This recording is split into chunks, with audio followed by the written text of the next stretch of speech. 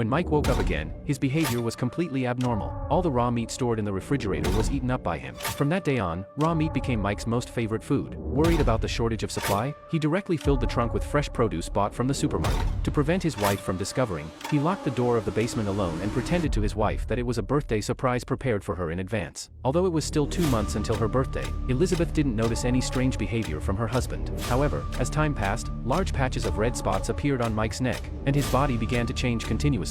The simple raw meat could no longer satisfy his desires. Looking at the little dog in the neighbor's house, a strange craving emerged in his heart. That night, Elizabeth had just entered the bathroom to take a bath. Meanwhile, Mike, who was standing guard in the living room, could no longer contain the inner agitation. He walked straight towards the bathroom.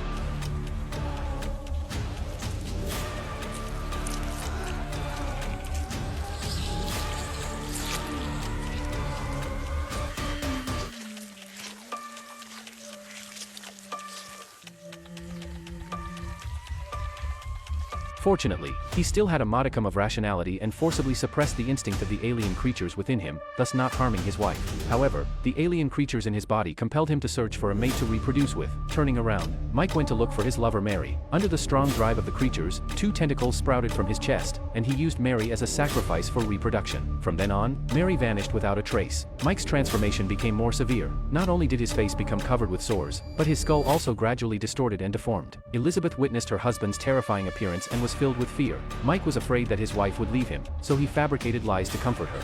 Oh, we gotta get you to the hospital. No. I already saw Dr. Carl. Gave me a prescription.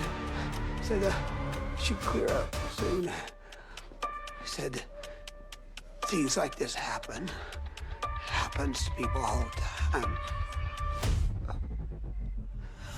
Come on, baby, don't look at me like that.